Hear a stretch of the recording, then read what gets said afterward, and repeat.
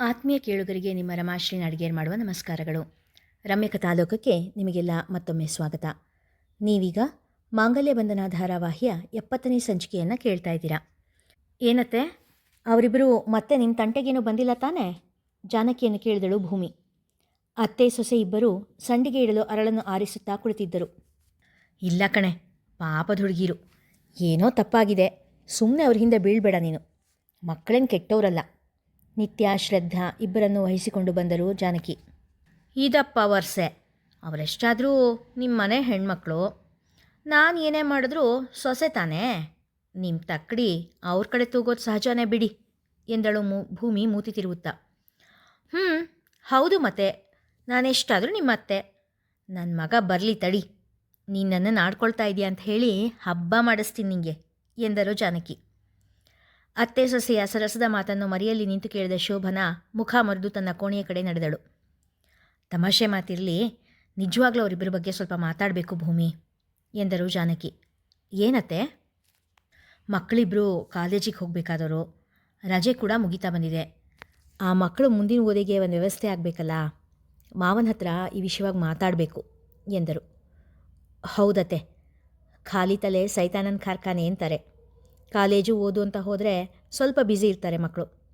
ಈ ರೀತಿ ತಲೆ ಹರಟೆ ಮಾಡೋಕ್ಕೂ ಪುರ್ಸೊತ್ತಿರಲ್ಲ ಭೂಮಿ ಹೇಳಿದಾಗ ತುಸು ದೊಡ್ಡ ಕಣ್ಣು ಬಿಟ್ಟ ಜಾನಕಿ ಭೂಮಿಯೇ ಎಂದು ಗದರಿಸಿದರು. ಭೂಮಿ ತನ್ನ ಎರಡೂ ಕಿವಿ ಹಿಡಿದು ತಪ್ಪಾಯಿತು ಎನ್ನುವಂತೆ ಕೇಳಿಕೊಂಡಳು. ದೀಕ್ಷಿತರ ಮನೆಯಿಂದ ಹೊರಟರು ಅನಿಲ್, ಅಭಿ ಹಾಗೂ ಅಂಜು. ಅನಿಲ್ ಕಾರು ನಡೆಸುತ್ತಿದ್ದರೆ ಅಭಿ ಅವನ ಪಕ್ಕ ಕುಳಿತಿದ್ದ. ಅಂಜು ಹಿಂಬದಿಯ ಸೀಟಿನಲ್ಲಿ ಕುಳಿತಿದ್ದಳು. ಓ ಗಾಡ್, ಎಷ್ಟು ಟ್ರಾಫಿಕ್ಕು, ಎಷ್ಟು ಸದ್ದು! ಈ ಜನ ಯಾಕೆ ಹೀಗೆ ಸುಮ್ಮನೆ ಹಾರ್ನ್ ಮಾಡ್ತಾ ಇದ್ದಾರೆ? It's so irritating.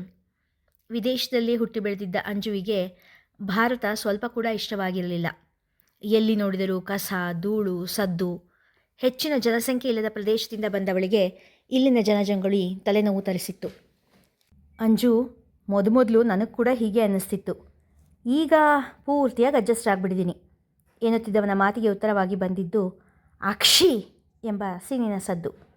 ವಾತಾವರಣ ಬದಲಾಗಿದ್ದಕ್ಕೋ ಅಥವಾ ಧೂಳಿಗೋ ಒಂದೇ ಸಮನೆ ಸೀನುತ್ತಿದ್ದಳು ಅಂಜು. ಅಂಜುವಿನ ಮೂಗೆಲ್ಲ ಕೆಂಪಾಗಿ ಅನಿಲ್ನಿಗೆ ತಮಾಷೆಯ ವಸ್ತುವಾಗಿ ಕಾಣುತ್ತಿತ್ತು. ಆದರೆ ಹಾಗೆ ನಗುವುದು ಸಭ್ಯತೆಯ ಲಕ್ಷಣವಲ್ಲವೆಂದು ನಗುವನ್ನು ಅಡಗಿಸಿ ಕುಳಿತಿದ್ದ. ಇನ್ನೂ ಎಷ್ಟು ದೂರ ಹೋಗಬೇಕು? It's so boring. ಅಂಜುವಿಗೆ ಈ ಪಯಣ ಸ್ವಲ್ಪ ಕೂಡ ಖುಷಿ ಕೊಡುತ್ತಿರಲಿಲ್ಲ.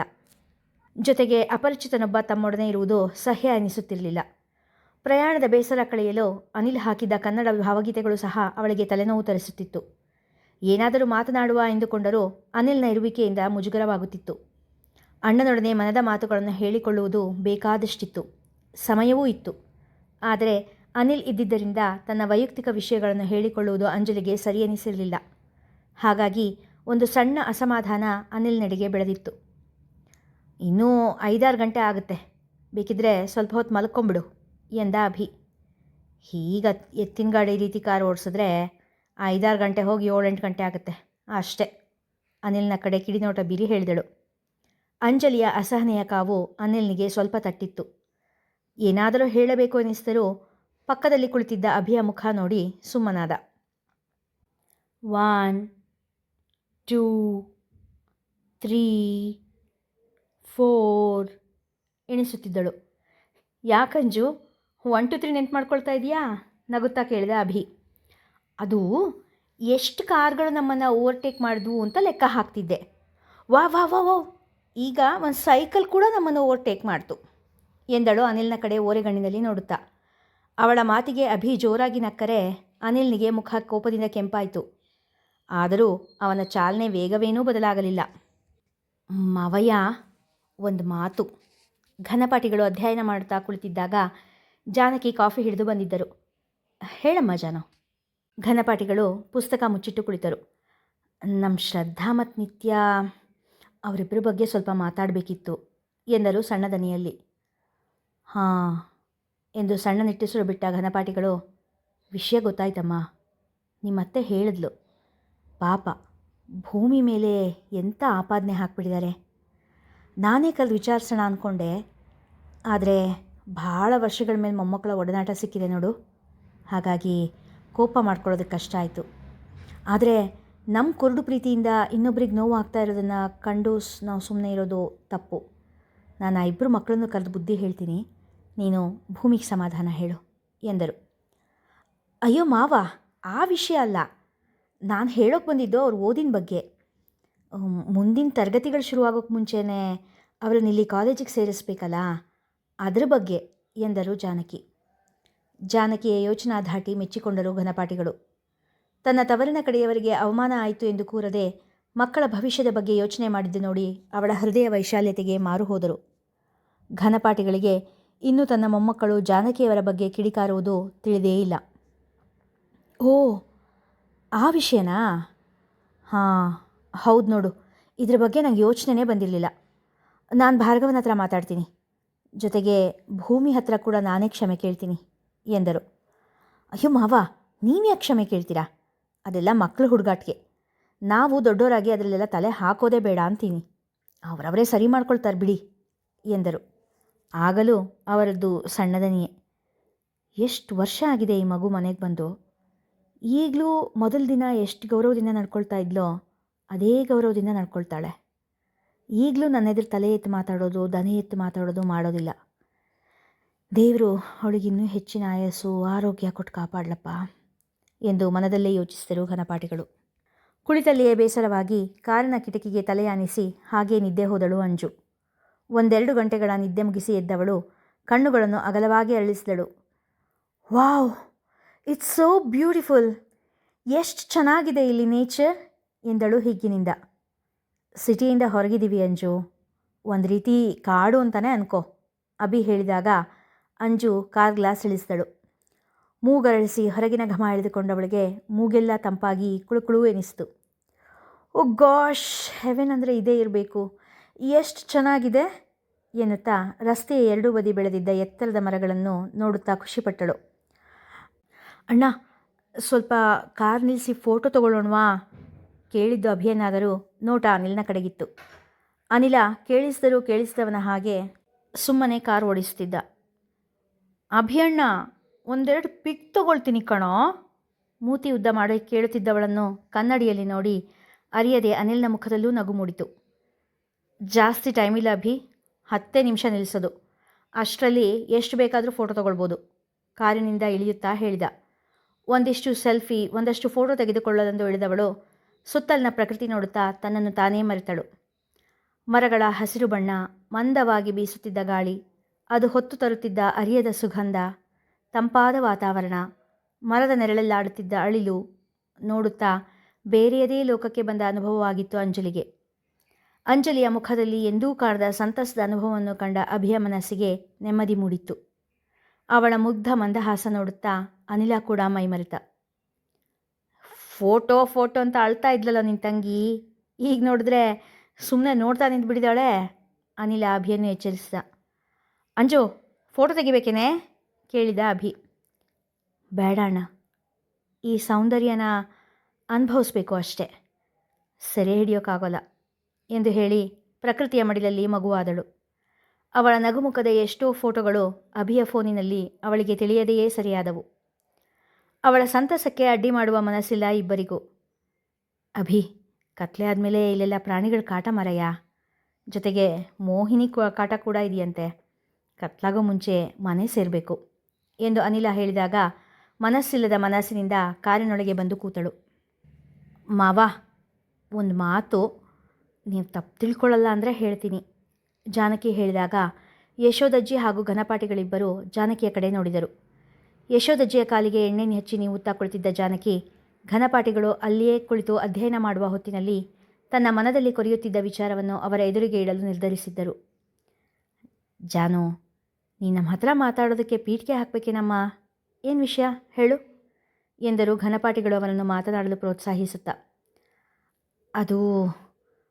ಅದು ಭಾರ್ಗವರಾಮ ಅವರಿಗೆ ಜಮೀನಿನ ಕೆಲಸಗಳನ್ನು ವಹಿಸಿದರೆ ಒಳ್ಳೆಯದಿತ್ತು ಅಂತ ನನ್ನ ಭಾವನೆ ಎಂದಳು ಮೆದುದನಿಯಲ್ಲಿ.